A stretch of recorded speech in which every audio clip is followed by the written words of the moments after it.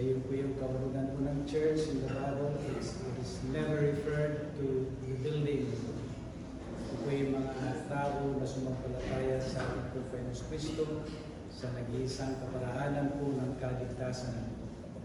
Dahil dito, minaman na kapatid po tayo po dumako sa pinakamahalagang bahagi ng ating pong panambahan po. Singing is good and all, but singing cannot be more than preaching.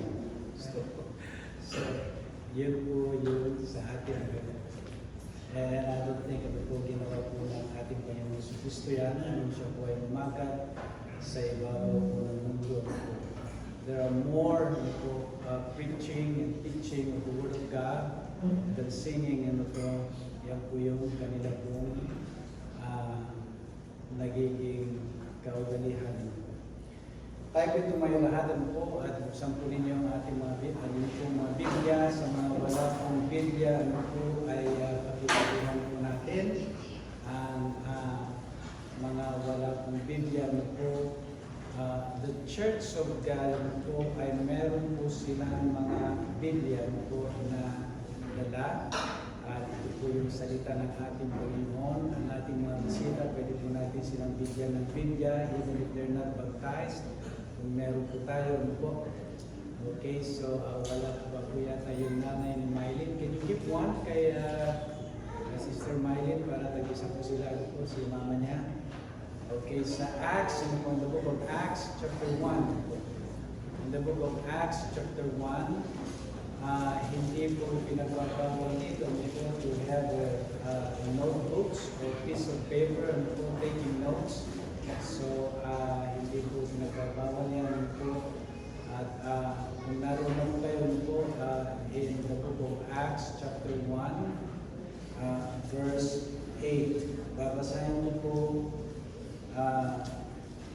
yung just a phrase po, hindi po yung buong verse, but I'm going to read just a phrase in verse 8 of Acts chapter 1 verse 8. But ye shall receive power. Tayo po manalangin. Panginoon, maraming salamat po ulit, Panginoon, na muli kami po, Panginoon, ay makapanambahan ahensya, Panginoon, ang pagpapakain po ninyo sa aming pong mga kaluluwa, Panginoon. At naway malaman po, Panginoon, ng bawat isa na ang unang pagkain na dapat matanggap ng isang kaluluwa, Panginoon, ay ang kaligtasan. Otherwise, Panginoon, ang mensahe nito ay hindi po para sa Kanya. Kundi ang mensahe nito, Panginoon, ay para sa mga Kristiyano, mga naging anak po ninyo, nadagdag sa inyo pong iglesia, Panginoon. Ganun pa man, Panginoon, patuloy magligtas po kayo, Panginoon, ng mga kaluluwa, Panginoon, na narito po sa aming pong kalagitnaan, maging ang lingguhan na aming pong paghayo upang ipahayag po ang iyong pong ebanghelyo, Panginoon.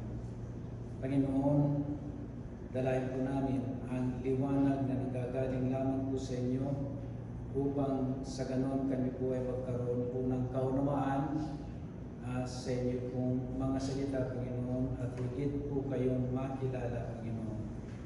Makilala ang inyong pong pagka-Diyos, makilala niyo pong mga kaparaanan, Panginoon, na hindi kaparaanan ng tao. At ito po aming dalangin sa matamis na pangalan ng aming Panginoong Kristo. Amen. Tayo po makaupo lahat po.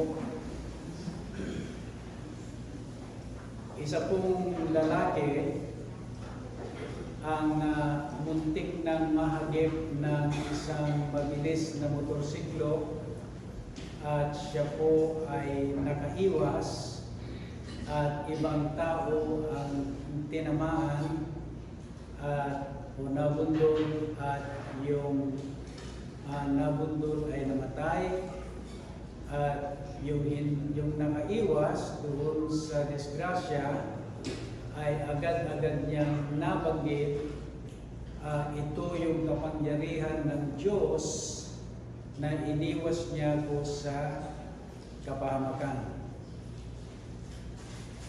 Alam niyo, minamahal ko kayo po, yun po ay totoo na kapangyarihan ng Diyos kung bakit hindi po siya nabundol at imbes na siya po yung namatay, siya po ay buhay hanggang ngayon.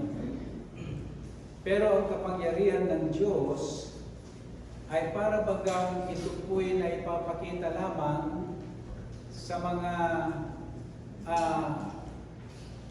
naiwas doon sa disgrasya po. Para bagang ito lang ang paraan upang makita ang kapangyarihan ng ating pong Panginoon. Do we believe na ito lamang po ang kaparaanan upang ipakita ng Diyos ang kanyang kapangyarihan? Sa umagang ito ay ating pong titingnan na hindi lamang ito pinapakita ng Diyos ang kanyang kapangyarihan pagka meron pong nasalba sa kapahamakan o disgrasya po, kundi maraming bagay. Maraming bagay sa ating pong mga buhay. At yan po ang ating titingnan ngayong umaga, very uncommon po areas of displaying or manifesting the power of God in our lives. And a lot of times, kadalasan po, di po natin nakikita. Hindi natin alam that it is the power of God working in us. So number one, mga kapatid ko, ay buksan po natin in the book of Acts chapter 17. In the book of Acts chapter 17, ay makikita po natin dito verses 1 to 4. Dito po iilog ang ating pong pag-aaral tungkol po sa kapangyarihan ng ating pong Panginoon. In verse 1, Acts chapter 17 verse 1, sabi po ng salita ng ating Panginoon, "Now when they had passed through Amphipolis and Apollonia, they came to Thessalonica, where was the synagogue of the Jews.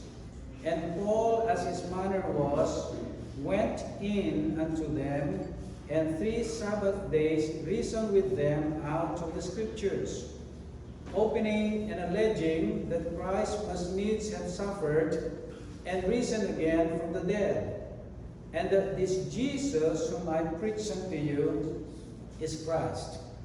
And some of them believed and consorted with Paul and Silas, and of the devout Greeks a great multitude, and of the chief women not a few." Number one, makikita po natin that the burden of a Christian ay isa po sa mga pagpapatunay o pruweba na ang kapangyarihan ng Diyos ay kumikilos sa buhay ng isang tao. So you have to listen very carefully po, because these are uncommon po. Ito po yung mga very uncommon display of God's power sa buhay ng isang Kristiyano. Not for the unbelievers po. Only for those who are believers.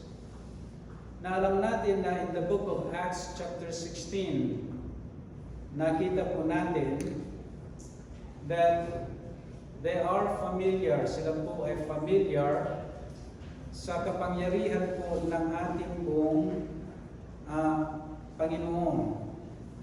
If you take a look in chapter 16 verse 6, this is very important, mga kapatid po.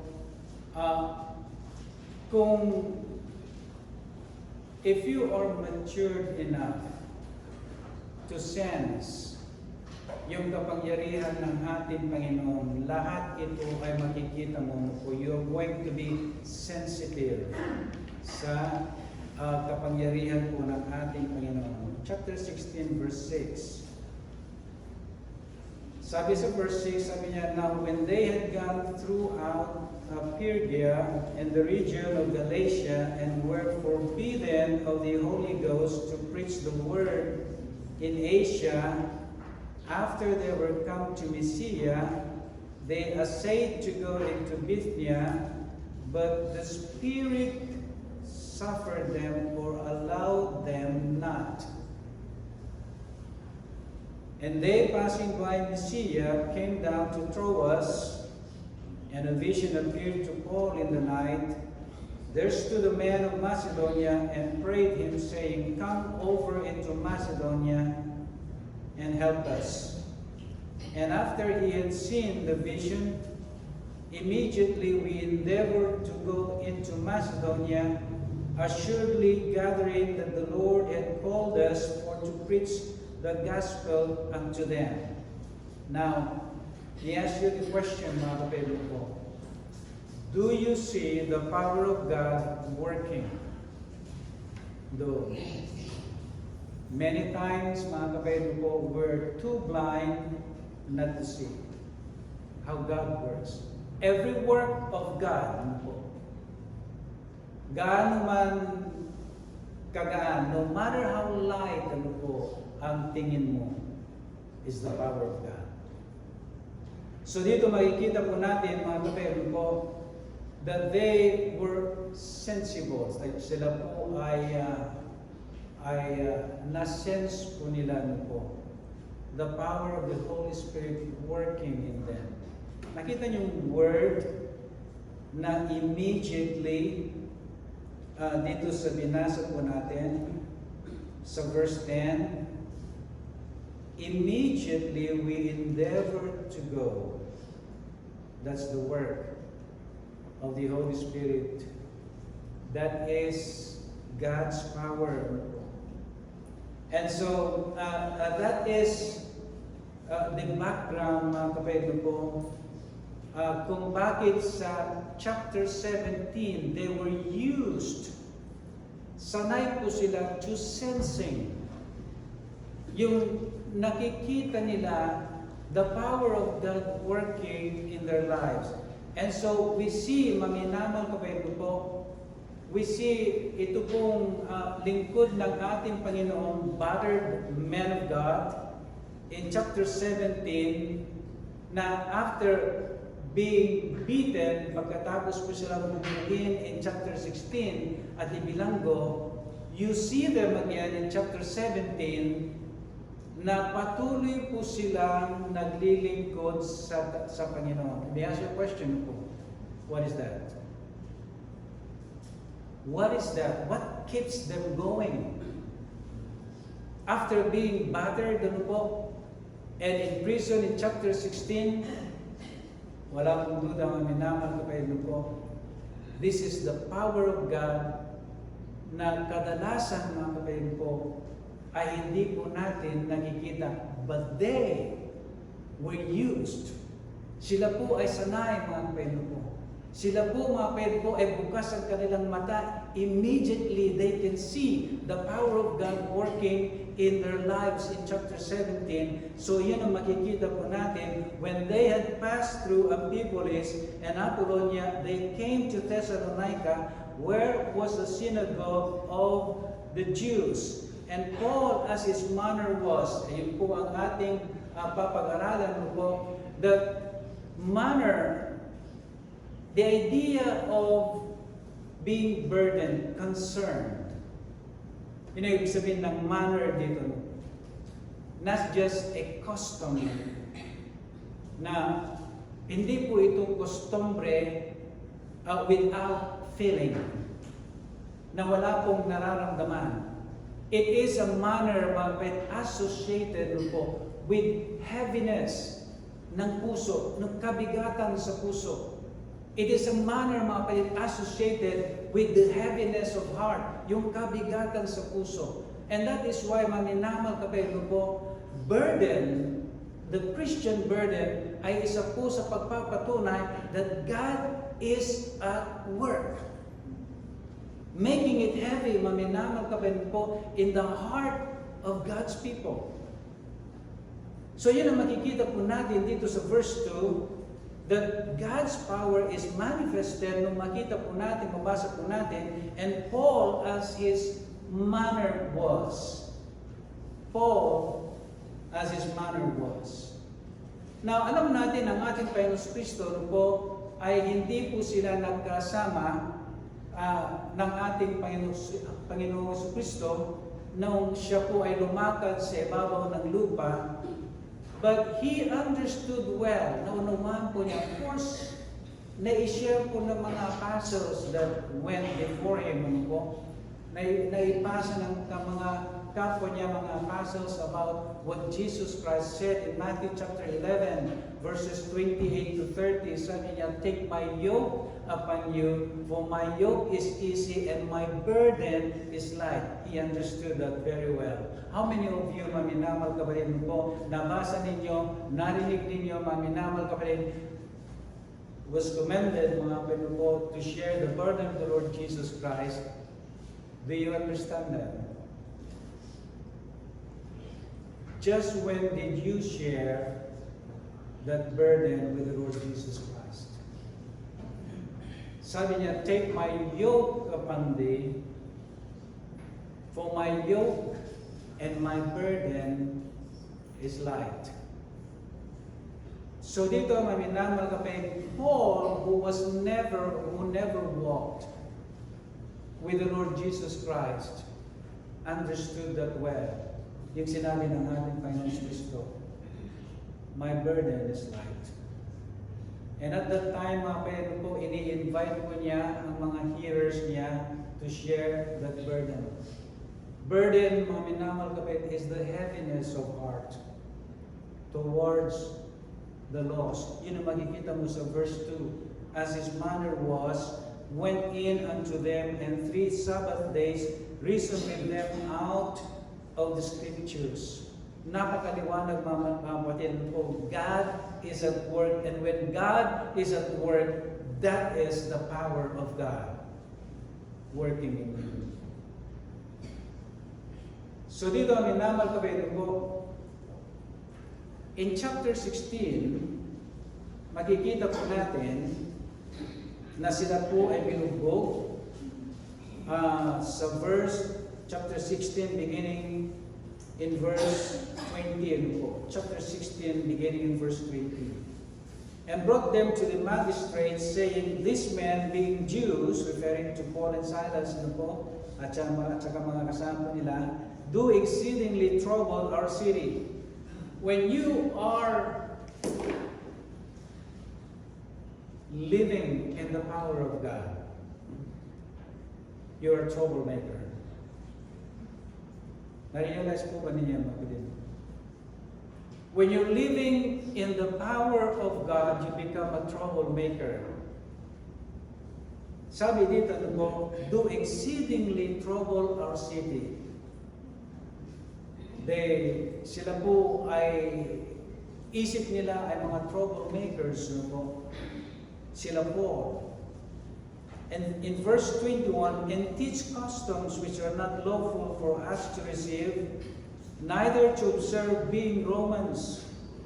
And the multitude rose up together against them, and the magistrates rent off their clothes and commanded to beat them. And when they had laid many stripes upon them, they cast them into prison, charging the jailer to keep them safely. Who, having received such a charge, thrust them into the inner prison, and made their feet fast in the stocks. And at midnight Paul and Silas prayed, and sang praises unto God, and the prisoners heard them. Now, Paul and Silas learned a great lesson in chapter 16. They learned a great lesson. Now sa iba, yung great lesson sa ibang tao is this. Sana matuto na sila at huwag na nilang gagawin yung kanilang ginawa. Otherwise, magbubugbog sila ulit. Yan yung lesson for others. Now, ito yung natural understanding ng mga tao who cannot see, na hindi nakikita po, the supernatural being of God. Remember that you have a supernatural God. It's not natural. But kadalasan yun ang natural reasoning ng tao. Dapat matuto na siya, otherwise, huwag na niyang gawin yung mga ginagawa niya, otherwise sila'y mabubugbog uli at ibibilang uli. That is the natural reasoning ng mga tao who cannot see the power of God. That's not the lesson, mga Panginoon, that Paul and Silas learned in chapter 16. Hindi po yun yung lesson na natutunan ni Paul and Silas. With Paul and Silas, the great lesson they learned is that yung pong nangyari sa kanila, yung pasakit, yung mga sugat, yung mga bukol, yung mga black eyes, yung mga sakit na katawan na dinanas nila, never took away that burden. Never took away that burden. That was the great lesson they learned.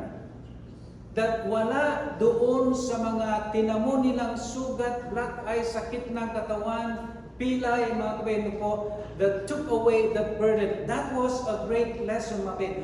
How do we know that? In chapter 17, after they have been released, from prison, here they are again of yung posibleng harm and imprisonment again.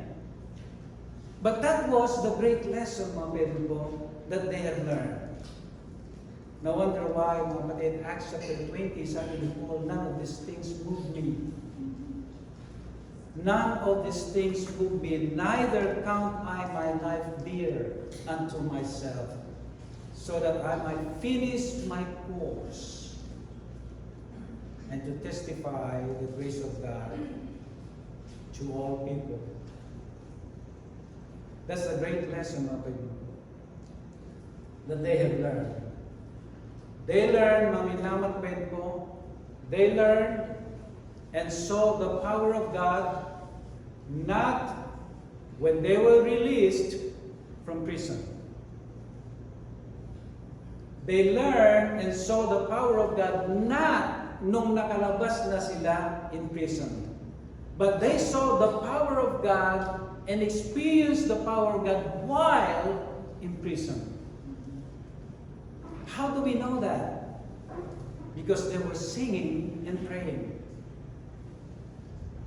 What do you think, mga kapatid? Ano sa palagay niyo? Is this not the power of God? That a lot of times, kadalasan mga kapatid po, ay hindi natin alam that this is actually God working His power sa mga Kristiyano faithful, willing, prepared to die for Him.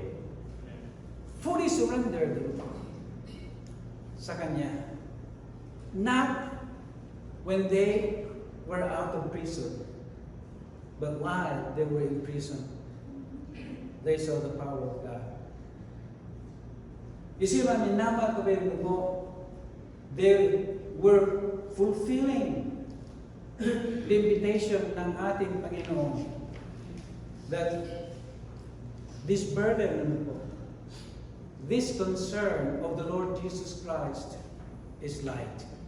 2 Corinthians chapter 5 or chapter 4. Maalala ninyo po, I preached on that, mga kapatid. For our light affliction. It is light, mga kapatid. And for a moment, but a short time, sabi ng Apostle Paul in 2 Corinthians chapter 4. Do you understand, mga kapatid? Have you ever experienced or have you ever seen the power of God? If your heart is heavy, because of the conditions of people, Dahil nakikita mo ang kondisyon ng mga tao. Have you ever seen that this is God's power working in you? Sabi niya sa verse 2, and Paul, as his manner was, went in unto them in 3 Sabbath days, reasoned with them out of the Scriptures. Clearly, kapatid. Very clearly. This is God's power. This is God's power. 1 Corinthians chapter 2 verse 3, sabi po dito sa 1 Corinthians chapter 2 verse 3, as I was with you in weakness and in fear and in much trembling. As I was with you in weakness and in fear and in much trembling.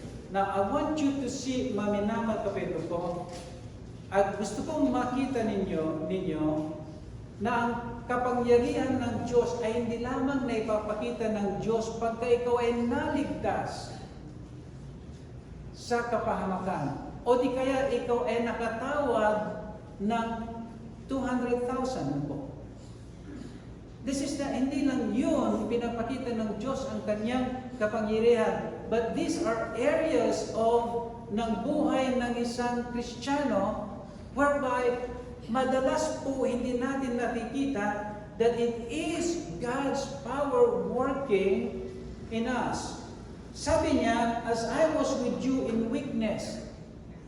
Oftentimes, mga Pedro po, siguro kung kasama po natin or kung naroon po tayo looking at these people po, na makita mo mahina sila physically, sila ay nagkukulangan sa pagkain, pera, lahat-lahat mga kapatid, makikita mo yung kahirapan nila, sasabihin mo that these people are really poor and weak.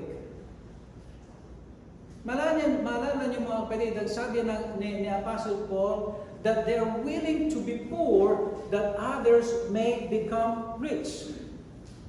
And yet, pagka ikaw ay nakatingin sa mga lingkod ng Panginoon na parang kawawang-kawawa sila, the reality, maminamal kapatid po, is that they are powerful. Paul said in 2 Corinthians chapter 12, for when I am weak, then am I strong. So, yung natural seeing natin, no, ang kapangyarihan ng Diyos ay nandun sa tao pagka siya'y malakas, no po, maskulado, yung mga ganun, no po, wala siyang pangangailangan sa buhay, sagana siya. We call it, maminamal kapatid, yung kapangyarihan ng Diyos ay nandun sa tao niya because of what we see. Not so, maminamal kapatid, because Paul said, sabi niya, as I was with you in weakness and in fear and in much trembling. And yet, maminamal kapatid po, God's power, mga kapatid, ay nananahan sa mga taong tulad po nila. And that is very uncommon. Very uncommon, mga kapatid po. Na kung saan, hindi natin nakikita. We only recognize the power of God na ito po ay nangyayari lamang pag nakatawad tayo ng 100,000 o 50,000 po. Wow! Di ba kapangyarihan ng ating Panginoon? Sabi natin, we recognize that po. Pag tayo hindi po na-disgrasya po, we recognize this is the power of God. Not so, maminamal kapatid po. This is the power of God. The Bible says, maminamal kapatid, that God is willing to show His power in behalf of those, what? Who are faithful. Are faithful. The Book of Chronicles. Ay, kita po natin. In 2 Corinthians chapter 12 verse 9, sabi ng ating Panginoon, my grace is sufficient for thee, for my strength or power is made in weakness. Very uncommon, maminamal kapatid po. Very uncommon. Hindi po ito pangkaraniwan po for God to display His power because our natural seeing, mga kapatid po, ay doon lamang sa maayos ang kanilang katayuan, then we call them the power of God is in Him. Not so. Not so. My grace is sufficient for thee, for my strength is made in weakness. In verse 10, sabi niya, therefore I take pleasure in infirmities. Where is the power there? Therefore I take pleasure in infirmities. What else? In reproaches. What else? In persecution. What else? In distresses. What else? For Christ's sake. For when I am weak, then am I strong. Very uncommon. Our natural saying, hindi ganon. Our natural saying, hindi ganon. I think it's about time that our senses, yung ating mga senses, should level up from natural to supernatural seeing. Isip namin naman gawin po. Can we see that? Pwede ba nating makita yung mga bagay na yun? So that whenever, mga kapatid, pangit ang mga nangyayari sa iyong buhay, you're not calling it as malas or wisit. You call it, this is the power of God. For when I am weak, then am I strong. Then am I strong.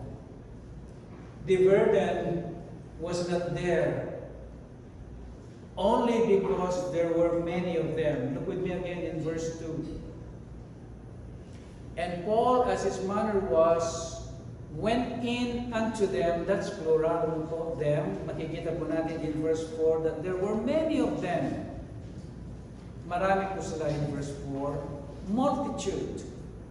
In verse 4. Great multitude.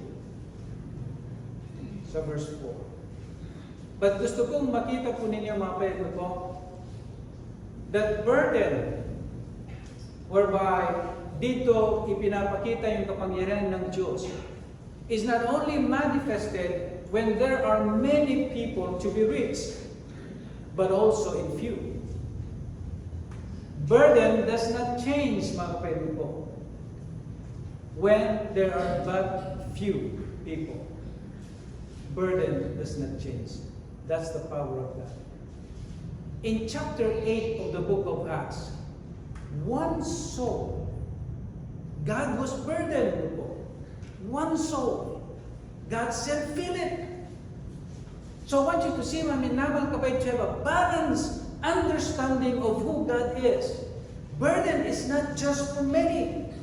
A lot of times, mga kanina po tayo, na burden sila kasi nakita nila ang daming tao walang Kristo sa buhay, but with one, they're not burdened, mga kanina po.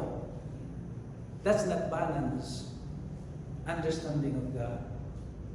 Because burden is never many or few. It's for all, even one.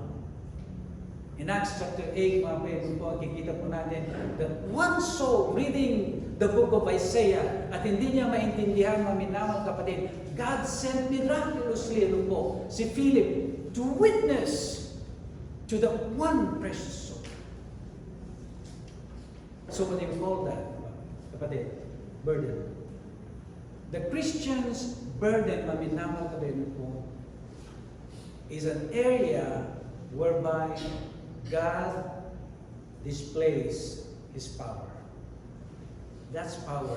Makikita niyo sa verse 2. As His manner was. As His manner was. When a child of God begins to feel the weight of serving the Lord, this is God's power working in you. Have you ever had that before? When a child of God, pagka ikaw nakaramdam ng kabigatan sa iyong puso to serve the Lord, I want you to know that is God's power working in you. It is a nature that you never had before. It's a nature that you never had before. It is a desire that you never had before. This is God's power. Why? Because you cannot produce that. Hindi mo kayang i-produce that new nature mo po. Hindi mo kayang i-produce that new desire mo po. Hindi mo kayang i-produce that new perspective, pananaw. Hindi mo kayang i-produce that new life working in you. And that is the power of God. That is the power of God, mga kapatid po. When that happens, maminamal kapatid po, pag nangyari po yun, maminamal kapatid po, you are experiencing the supernatural work ng ating pong Panginoon. The supernatural work ng ating pong Panginoon. And that is powerful. Powerful. So powerful. Why? Because only God can produce that. Everything about God is power. So dito mga kapatid ko, was there a time that your heart is heavy? When you see people needing the salvation of the Lord Jesus Christ? Was there a time that your heart is heavy? Have you taken time to think and question, why do you not have the same burden that Christians had at the beginning, and you call yourself a Christian and do not have the same burden? Do you take time to think and question why you don't have that burden? Because that heaviness of heart, mga kapatid po, to see people in need of salvation, when it's not there, mga kapatid po, it is the absence of the Holy Spirit. It is the absence of the Holy Spirit. And therefore, maminamal kapatid po, you're heading to hell and burn there forever and ever. It should be the same. Dapat pareho. Why do you think, maminamal kapatid, that Christianity should be different today? And a lot of church-goers, mga kapatid po, come to church without any burden po, just to fulfill an attendance.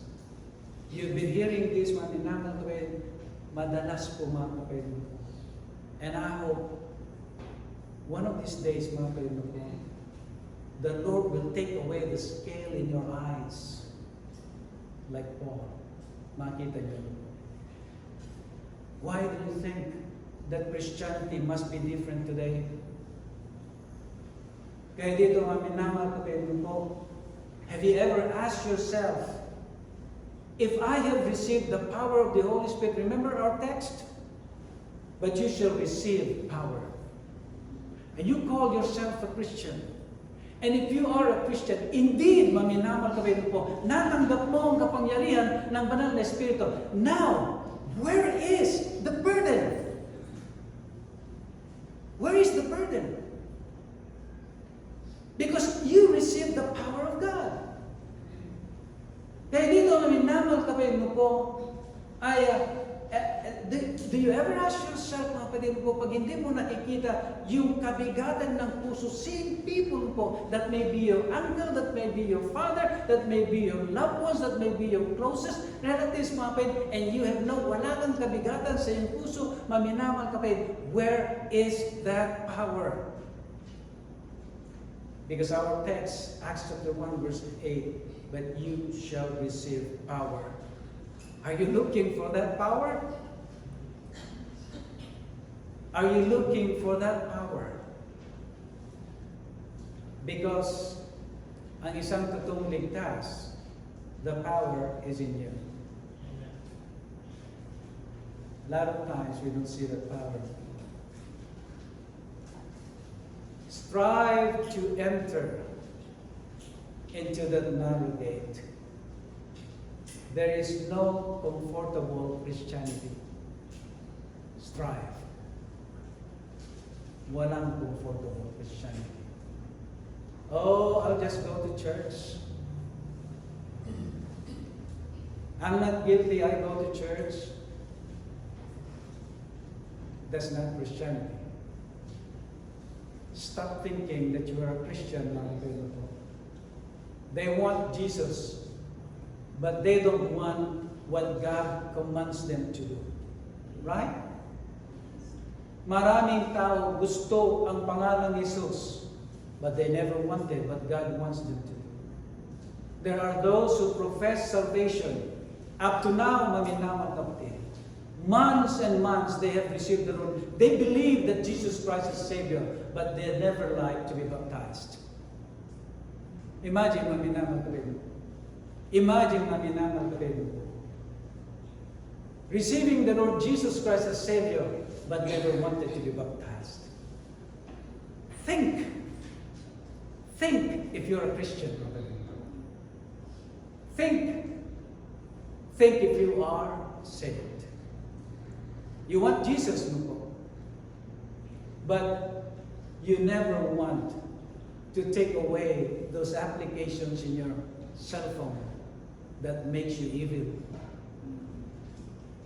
You see, maminamal kapatid po, think if you are going to heaven. Think if you're going to heaven. Kaya dito, maminamal kapatid po, the power of the Holy Spirit can only be experienced by those who are genuinely saved. Number 2, the courage of a Christian. Yung courage ng isang Kristiyano ay isang patutuo that God's power is working in him. Take a look, maminamal kapatid po, in verse 2 again. Acts chapter 17, verse 2. Went in unto them. Went in unto them. That is courage. Remember, maminamal kapatid, in Acts chapter 16, very fresh pa rin ang nangyari sa kanya, binugbog sila mga kapatid. Marahil in chapter 17, either naging peklat na ang kanilang mga sugat dito, or maybe hanggang ngayon sa chapter 17, meron pa rin silang nararamdaman na sakit sa pagkakabugbog sa kanila. But here, maminamak po, take a look at this. This is courage. And that is the power of God. The power of God, mga kapatid po. Courage. Pansinin po ninyo, mga kapatid, went in unto them.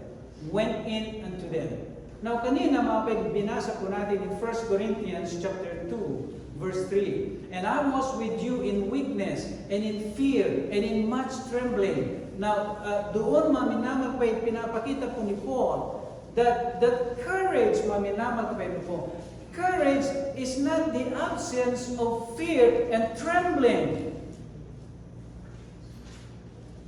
Because siya ay nag-witness pa rin sa mga Corinthian people. Courage is not the absence of fear and trembling.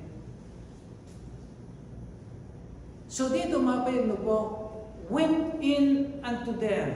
At yung karanasan nila in chapter 16 is still very fresh. Very fresh pa rin. Ito po ay maliwanag mga kapatid na pagpapatunay that God is at work. And when God is at work, it is the power of God working in them. We don't have a weak power, a weak God. Wala tayong Diyos na weak. But the manifestation of God's power, mga kapatid po, is manifested in a very uncommon way. Hindi pangkaraniwan po. Kung mararanasan mo yung ibang areas ng pagpapakita ng kapangyarihan ng Diyos sa iyong buhay. Paul, in the power of the Holy Spirit, was engaging with people with people with no knowledge of their backgrounds.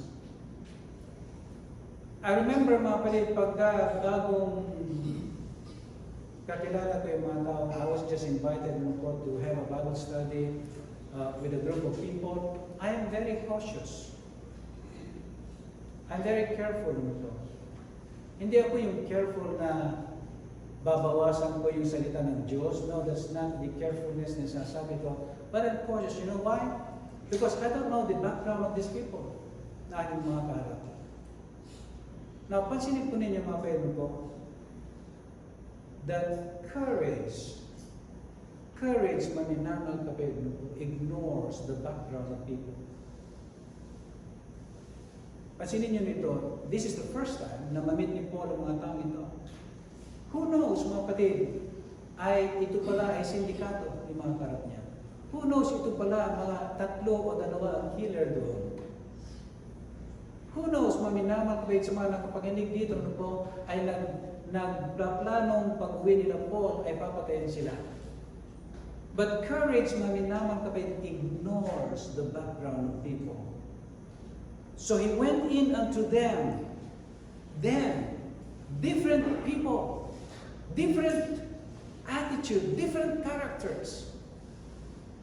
But the courage, mga Pedro po, is the manifestation of God's power sa kanyang buhay, maminamal kapatid. Paul had a message that was never popular to people. Meron siyang daladalang mensahe na kailanman hindi po ito nagiging attractive sa mga tao. More often po, kadalasan po mga Pedro po, ang mensaheng dala po ni Apostol Pablo ay didisgrasya po niya. Ikinabibilanggo po niya.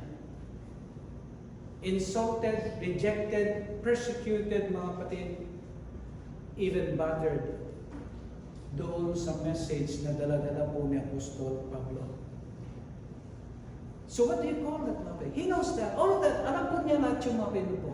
But what makes him keep going? Courage. What is behind that? The power of God working in him. And so a lot of times, maminamal kapatid po, hindi natin nakikita that courage po, is the power of God working in us. That's the only time na nagiging courageous ka is because of the power of God working in you. Kaya dito makikita po natin, the heavier the burden po, meron si Paul. The heavier the burden, the more he sees and felt the urgency of reaching out sa mga taong ito. Nakita niyo mga kapatid, as his manner was heavy, his heart was heavy sa mga taong ito, maminamal kapatid ko. And the more he felt the urgency of reaching out sa mga taong ito. Have you ever experienced that, mga kapatid? If you are a Christian, mga kapatid, you have received the power. Now, where is that power? Is it manifesting sa iyong buhay? Check, maminamal kapatid, because God cannot make a mistake when He gave that power. He's not going to give it to an unsaved person. He's not going to give it to an unsaved person. He cannot make a mistake to give that power. He only gives that power sa isang totoong ligtas. And so, pag hindi mo nakikita, mga kapatid po, that burden, that courage, it is the absence of the power of the Holy Spirit. Now ask, why? Why do I not have that power? Could be, hanggang ngayon hindi ka ligtas. And that power na binigay ng Diyos, maminamal kapatid po, is intended or designed to be powerful in your life. And that is why you shall receive power. It cannot be powerless. Where is the power if you say that you're a Christian? Do you have the burden? Do you have the courage? Is your heart heavy When you see people, mga kapatid po, needing the salvation of the Lord Jesus Christ, as Paul did in verse 2, sabi niya, and Paul, as his manner was, went in unto them in 3 Sabbath days, reasoned with them out of the Scriptures. We see, maminaman kapatid po, that love here is inseparable from courage. Yung pag-ibig, maminaman kapatid po, ay hindi mo pwedeng paghiwalayin doon sa courage. Sa Tagalog kasi, ang layo, tapang, yung courage po, parang maraming ibig sabihin po, yung tapang po. I'm sure you understand courage po.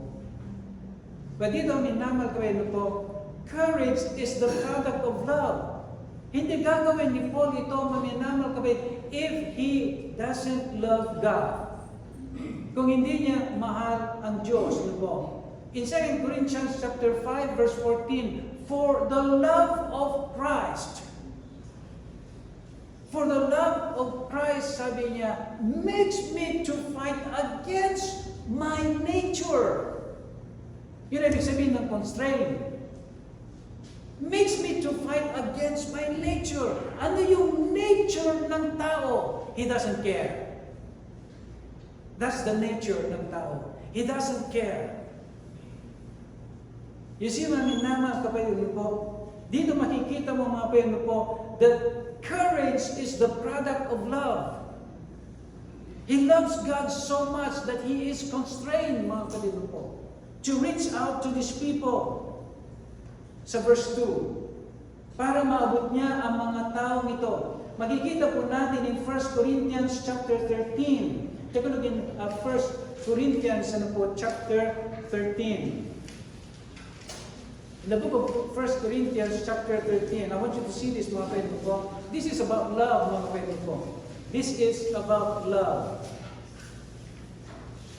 Sabi niya dito, mga kapatid po, in verse 7, love beareth all things. Love believeth all things. Love hopeth all things. Love endureth all things. You see, minamahal kapatid mo po, pagdating mo dun sa Galatians chapter 5 verse 22, mga kapatid, lahat ng mga succeeding fruit of the Holy Spirit mo po ay galing sa love. Love, joy, patience, gentleness, lahat yun. Subukan mong alisin yung love. All of that, following fruit of the Holy Spirit, wala ka rin. Wala ka rin. Subukan mong alisin yung love. Wala ka rin nun. Wala kang joy, wala kang patience, wala kang gentleness, wala kang goodness, mga kapatid po. Pag wala yung love. And therefore, maminaman kapatid, rightly po, God recorded, first of all, love. Doon sa fruit of the Holy Spirit. You see, maminaman kapatid po, today we see many services done to the Lord without power. Maraming mga services na ginagawa natin sa Panginoon without power. Why? Because there are many who want to serve the Lord but never wanted to engage in a conversation. Maraming gusto maglingkod sa Panginoon. But it is powerless, mga kapatid ko. Why? Because all they want is to give out tracts. Never to engage. Never to engage in a conversation, mga kapatid. Why? Because sila'y natatakot, sila'y nahihiya, maminamal kapatid. Because, maminamal kapatid, of many other reasons, mga kapatid, they only want to give out tracts but never to engage in a conversation. That is powerless. That is powerless. Paul did not do that, mga kapatid. He went in unto them.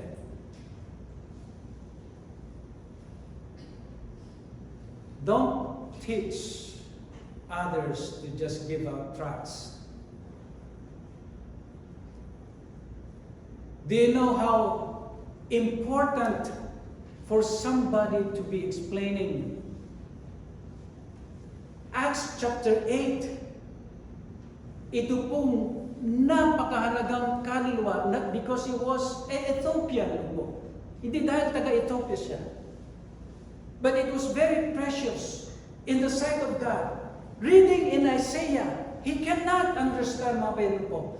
God was burdened. God was so loving to send Philip to this one soul. Para lang maintindihan niya. Don't train yourself to just give out tracts. Don't train yourself, maminamay, to just invite people, mamay po. That is powerless. And don't even think, maminamay, that God's power is working in you when all you want is to give out tracts. Yun lang ang gusto mo, to give out tracts. Don't you ever think that God is working in your life. This is not what they did. Sabi niya, went in unto them. Doesn't say they gave out tracts. How many members, thinking that they have the power of God just because they joined the soul winning and gave at least 1,000 tracts. I'm seeing that may posted in Facebook, telling to the whole world that they've given out thousands and thousands of tracts. Nothing wrong with that. But if that's all you want to do for the Lord, you are powerless. That tracts cannot talk. You see, God said, how beautiful are the feet of them who preach the gospel of the Lord Jesus Christ. Preach means talking to people. That's the power of God. Went in unto them. The power of God is reserved only to those who, in spite of weakness, fear, and trembling like Paul, had the courage to confront the Corinthian church. That's the power of God.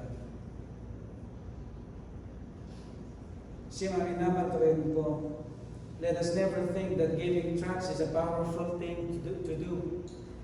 Let us never think that giving tracts is a powerful thing to do. Kadalasan ginagamit natin yung pagbibigay ng tracts to avoid talking to people. Yun ang ginagawa natin, mga people. And then we feel good. We feel good rather than deeply convicted.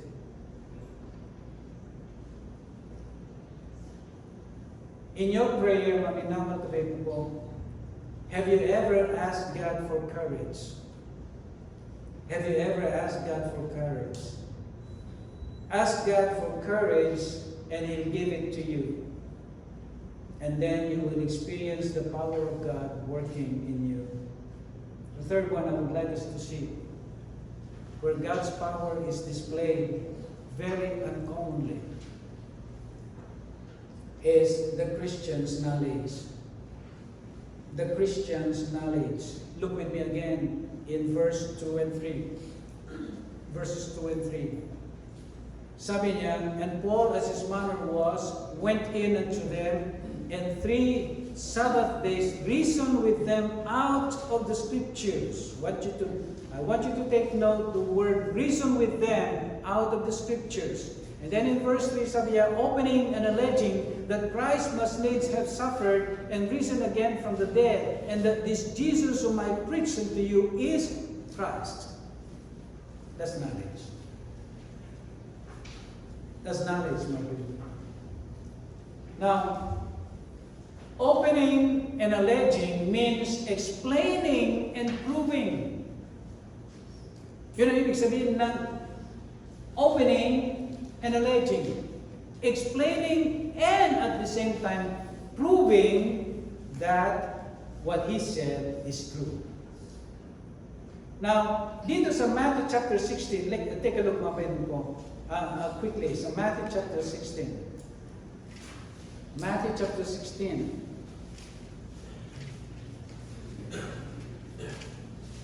Okay, beginning in verse 13. Beginning in verse 13. When Jesus came into the coast of Caesarea Philippi, he asked his disciples, saying, Whom do men say that I, the Son of Man, am?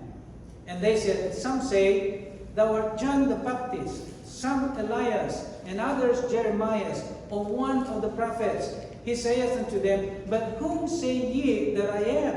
And Simon Peter answered and said, Thou art the Christ, the Son of the living God. In verse 17, Jesus Christ answered and said unto him, sabi niya, Blessed art thou, Simon Bar-Jonah, for flesh and blood hath not revealed it unto thee, but my Father which is in heaven. Now, pasinin po ninyo yung last verse, 17, yung binasa natin po.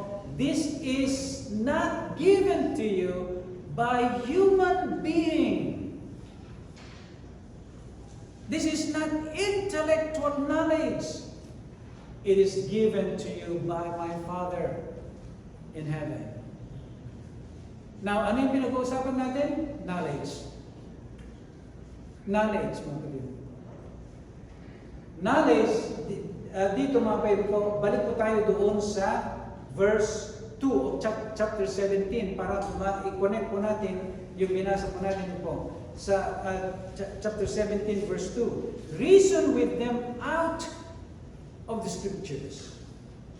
Paul ay maliwanag na meron siyang enough knowledge, not because he was a brilliant man. Hindi dahil siya matalino, mga kapatid. And then in verse 3, sabi niya, opening and alleging or explaining and proving to them that Jesus Christ is indeed the Savior. So, now, maninamang kapatid, alam niya yung mga bagay nito, not because he was a brilliant man.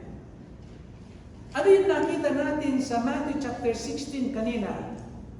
Knowledge comes from God. Sabi niya kay Peter, mga kaibigan po, Peter sabi niya, itong kaunawaan na binigay sa iyo ay hindi galing sa tao, flesh and blood, but it came from my Father in heaven. So each time you have knowledge about God, mga kaibigan po, is because God has given it to you. God has given it to you. If you have an understanding, mga minamahal kabayan po, sa ating Panginoon, God has given it to you. But what about if you have no knowledge? What about if you have no knowledge of God? You see, mga minamahal kabayan, your service is going to be without power. Because you need knowledge and understanding, maminamal kapatid. If you are going to serve the Lord, you need to know how to reason out. Like Paul said in verse 2, and reason with them out of the scriptures. You need to know the reason why and what and when and who. Lahat yan dapat alam mo. And then you need to know how to explain and prove sa kanila na ito ay isang katotohanan. Isip namin naman kapatid, one who wants to serve the Lord without knowledge, maminamal kapatid, you are serving the Lord without power. Wala kang power, mga kapatid. Wala kang power, mga kapatid mo po. Do not try to serve the Lord, maminamal kapatid, without knowledge about God. Because you need to answer their questions. Because you need to explain Because you need to prove that what you're saying is true. Yun ang ibig sabihin ng reason with them, with scripture, sabi niya, and opening and alleging. Yun ang meaning. You can't do that without knowledge. And therefore, pag wala kang knowledge, you are powerless. You're serving the Lord with no power. With no power, mga kaibigan. Let me ask you mga kaibigan. How will you be able to win or convince ang isang lost without knowledge? Without a proper, right, and accurate answers doon sa mga questions nila? How? How will you be able to explain and prove to them that what the truth na binabahagi mo sa kanila is true? If you have no knowledge, don't try to serve God, maminamal kapay, without knowledge. No wonder why Paul said, who was a very godly man, study to show thyself approved unto God. A workman that needeth not to be ashamed, rightly understanding the word of God. 2 Timothy chapter 2, verse 15. Joshua chapter 8, sabi niya mga Panginoon po, thou shalt meditate therein day and night. What? The word of God. In the book of Psalms, memorize the scriptures. You see, maminamal kapayano po, how will you be able to prove to them the truth na sinishare mo sa kanila kung wala kang knowledge and understanding? Do not try to serve God without knowledge. Because you have to reason with them out of the scriptures. You have to explain to them, opening and alleging that Christ must needs have suffered and risen again from the dead. Now look, maminaman kabayan po, this is not just intellectual knowledge. Look with me in Romans chapter 15. Romans chapter 15.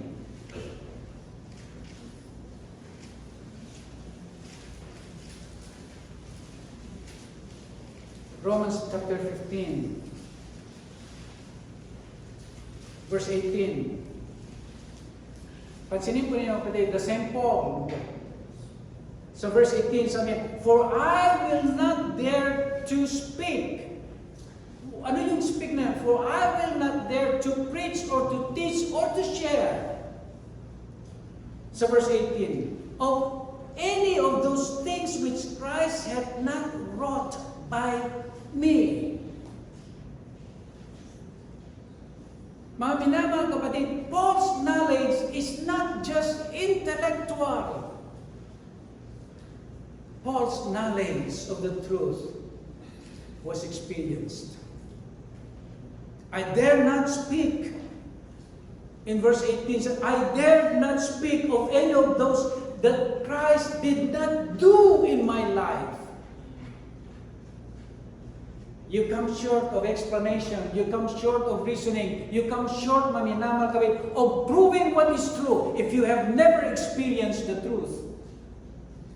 Pag hindi mo na narasan, mga kapit, na-experience ang truth in your life, I dare not to speak what I did not experience from the Lord. Sabi ni Paul in verse 18. See, maminamal kapit, you can have theology and still cannot experience the truth. Dito ang minamang kapatid ko. So are you trying to serve the Lord without knowledge? Please don't. Because the power of God is not in you. God cannot give the power to someone who wants to serve the Lord, who have no interest of having knowledge about God. The fourth one, I would like you to see mga kapatid ko, which is the last one. Go back to Acts chapter 17. the Christian's patience or perseverance. Look at verse 2. Pag naging patient ang isang Kristiyano and perseveres to the service ng ating pong Panginoon. We have our deacons dito. Please tell these people not to go in and out, mga kapatid po. Please, don't come. Stay outside po pag hindi po kayo mag-stay dito sa loob. Please tell po, yung mga, usapin nyo yan nasa labas na yan po. I am disturbed. How many times na sila yung lumabas ang pasok natin? Stay outside. Dito nakikita po natin po in verse 2. Sabi niya, 3 Sabbath days. 3 Sabbath days. 3 Sabbath days. That's patience. It's patience. First day, mga kapatid po, never saw any good result. Second day, maminamal kapatid, never saw any good result. Third day, maminamal kapatid, never saw any good result. 1 week, never saw any good result. Second week, never saw any good result. Third week, some are beginning to respond. Third week, some are beginning to respond. Third week, maminamal kapatid po, some are beginning to receive the Lord Jesus Christ as Savior. Third week, maminamal kapatid. Look in verse 4. Third week, and some of them believed. Some of them believed. And consorted with Paul and Silas, and of the devout Greeks a great multitude, and of the chief women not a few. Not a few. What if Paul stopped the first day? What if Paul stopped the first week? What if Paul stopped on the second week? Do you see the power of God? Why? He was so patient. Do you see the power of God? Why He is persevering? That's the power of God. Father Almighty, again, thank you.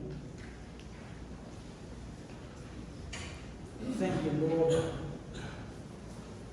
that you're willing to give your power, Panginoon, to those